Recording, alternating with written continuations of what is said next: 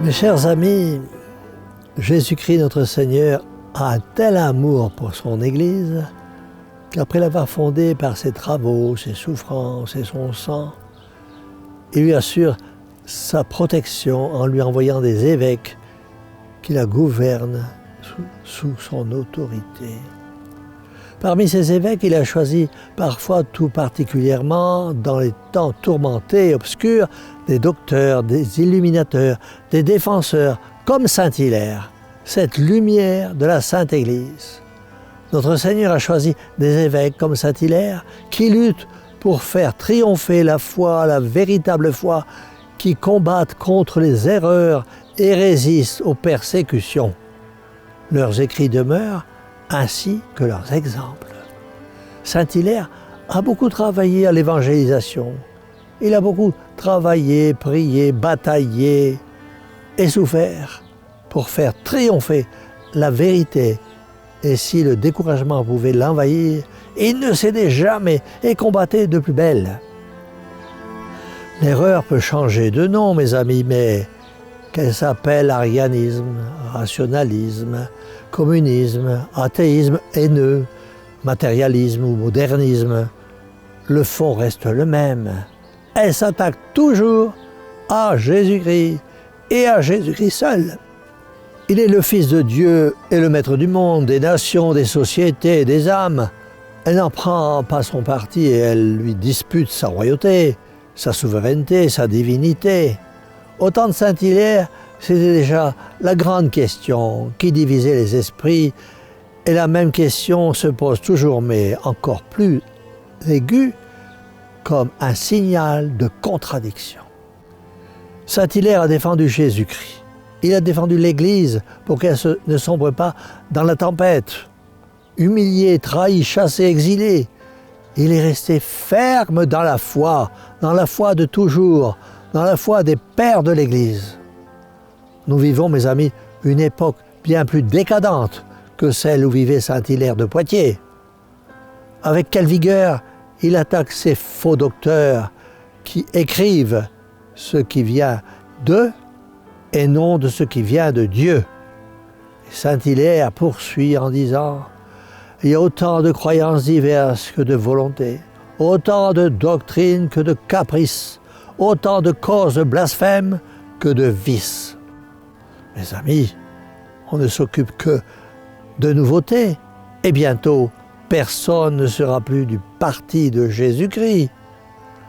En écoutant saint Hilaire, on se croirait à notre époque où chacun croit ce qui lui fait plaisir.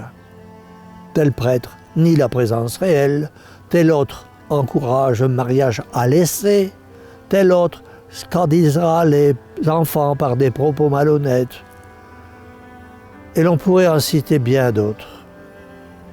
Écoutez encore saint Hilaire. Ses écrits sont de véritables lumières pour notre époque. Vous travaillez à faire des décisions touchant la foi. Vous dont la vie est contraire à la foi. Vous donnez des évêchés à ceux de votre parti et vous les ôtez à de bons évêques pour les remettre à des méchants. Mais si saint Hilaire s'exprime dans ce langage énergique, ce n'est, dit-il, ni de la témérité, ni de l'imprudence. Ce sont la foi et la raison qui dictent ses paroles. Or, une vaste conspiration s'étourdit contre lui. À notre époque contemporaine, comme à l'époque arienne, la grande, l'unique cause à défendre, c'est la cause de Jésus-Christ, notre Seigneur et Sauveur, deuxième personne de l'adorable Trinité, vrai Dieu et vrai homme, né de la Vierge Marie. Telle est la doctrine qu'exposait saint Hilaire par ses paroles, par ses écrits, animés d'une vigueur égale à la foi qui les inspirait.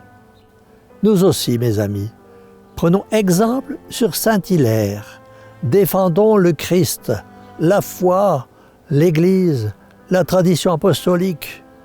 Ne côtoyons pas ceux qui nient la divinité du Christ.